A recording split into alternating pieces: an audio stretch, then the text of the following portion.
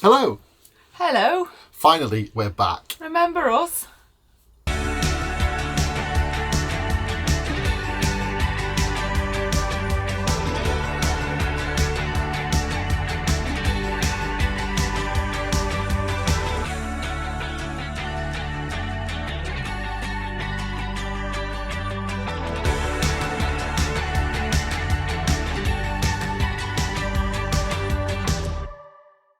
So, thank you very much for your patience. Apologies, it's been a couple of weeks since our last video. It's been ages, but yeah, it wasn't intentional. We didn't intend to have nearly the whole of January off. We didn't plan this. In fact, we heard all the new kit waiting to try. The new microphone we're testing today for the first time, so we're hoping it works.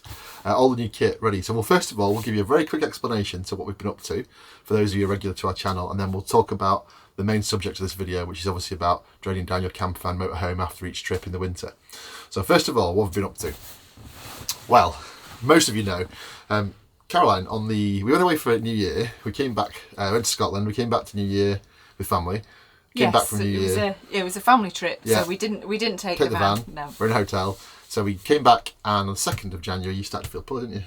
Pretty much. Yeah, I think it's just the usual thing, you know, over Christmas everybody's been ill, one thing and another, and then you're mixing with different people and sharing your illnesses. So we've just literally been like a tag team passing the illnesses back into. Yeah, so Caroline then lost her voice completely, which was really funny. Yeah, which Ian was absolutely mortified about, as you can imagine. That was just terrible for him. You know, people lose their voice like a little bit, and she completely lost it. She couldn't speak. It was really funny. Infuriating. And it also lasted quite a long time. And then when she did get her voice back, she sounded like Marge Simpson, actually like Marge Simpson. So we couldn't stop laughing at it. It was really funny. So yeah, we're all better now. That's the most important thing. So we've really done nothing in January. We've had to postpone 2 trips already. So the next one is now going into February. So we've not been away in the van in January. So we've got proper cabin fever. I know. As if January wasn't like boring enough. We were thinking, we're fine, we've got a few things on, we've got this booked, we've got that. And now we've kind of like pushed everything out. So yeah, hoping to get back to normal, back out to it. But thank you very much for all the lovely kind messages. Everyone was really concerned and sent lots of messages about Caroline, making sure she was okay. Thank you. And obviously Molly as well. Molly presenting while Caroline was away for one video. This is a good stand-in. I might get her in more regularly. We've also been looking after some family dog as well, who's Molly's friend. So I'll show you a quick clip of them now together so you can see. Well, not together because they wouldn't sit together for the filming, but you can see both the dogs. So Molly and Chase. He's also a collie. He's only 2, so they had lots of fun playing together.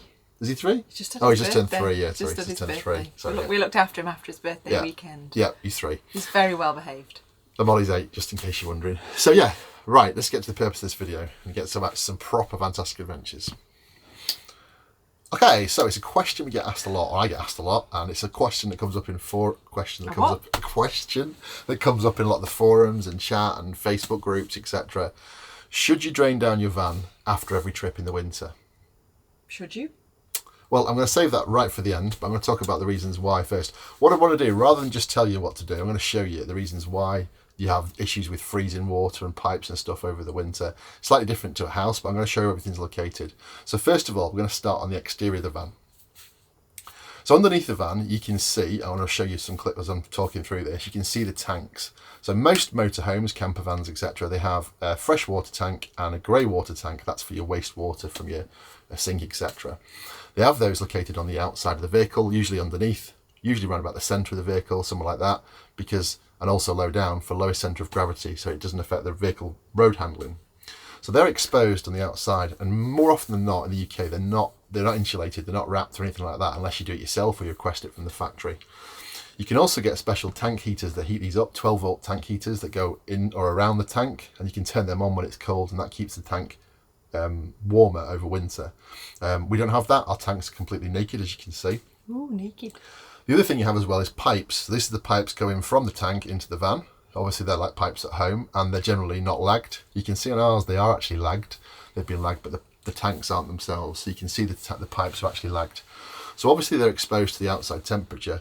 So no matter what you've got in the van, if you kept your heating on in the van or throughout the winter on your drive or wherever you've got it, you've still got the chance that your tanks will freeze because they're external, they're outside the van. There's no heating for them at all. So the temperature drops like it did this year, -10, Yeah. Was it? Was minus Yeah. 9 or 10? Yeah, plus that was just for us here. Yeah. In some areas it was worse than that, wasn't Yeah, it? the water can freeze. So there's a couple of things you can try and do to try and stop it freezing on the outside of your tanks if you haven't got a chance to lag them or to keep them wrapped up, etc. Try and keep your freshwater tank as full as possible, because the more mass of the water, the less chance you've got of it freezing. And also leave your grey waste open so the water just runs straight out. It's not storing in the tank for it to be able to freeze. They're 2 tips you can use if you want to try and keep the outside tanks from freezing.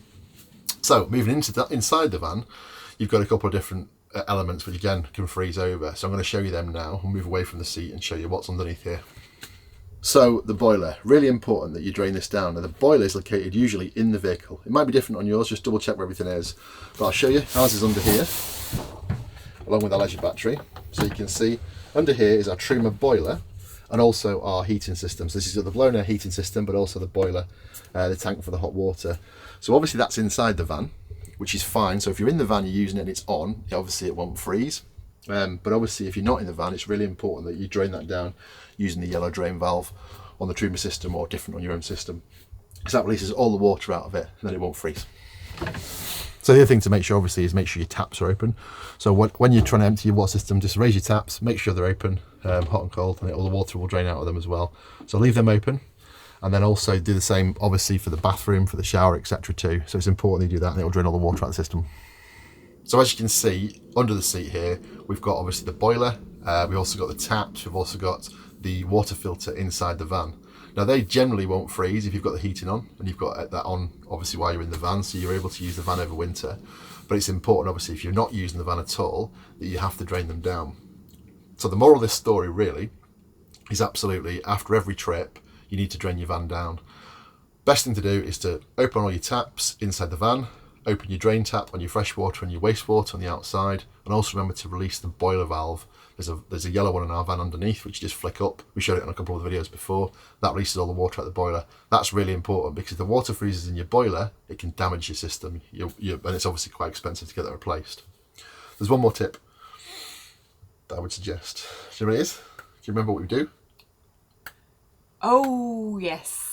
We drive. Excellent. Like a maniac, super fast around the corners to throw the van from side to side and get all the water out. No, we don't do that. We don't do that. We're way more responsible than that. So another tip is, once you've drained all your water out of the tank, it's really important to take the van for a drive. So what we try and do when we leave a campsite or wherever we're staying, we'll drain all the water out on the campsite into the proper grey waste area.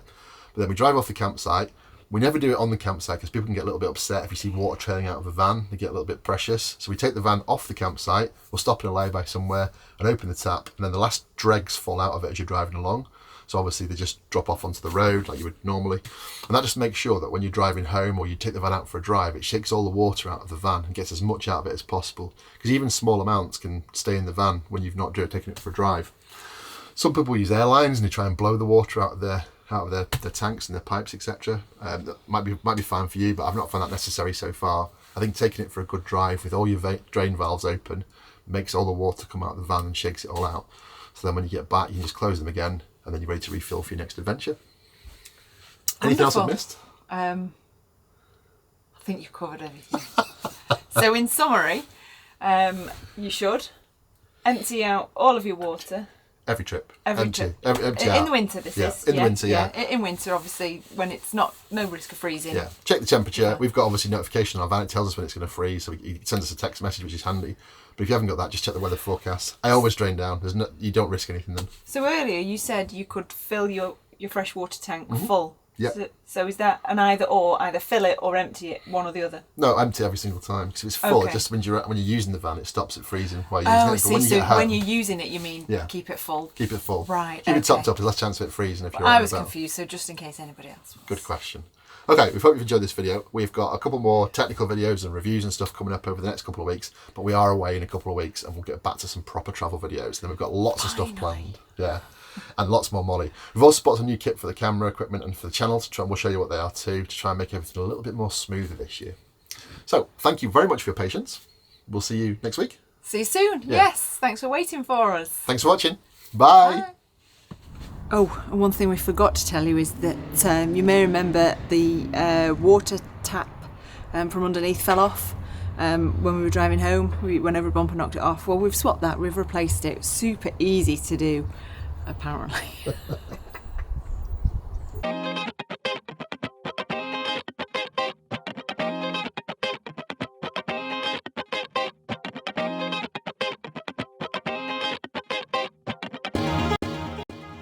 So that's the pipe now fitted on the same bracket. Someone suggested putting cable ties around this bit here to wrap them together, which is a good idea, because if they do come off then they might stay still attached to the van. So I might just cable tie them together on that bracket over there. You see the bracket at the back just there, and that means if they do come off again then I won't lose them.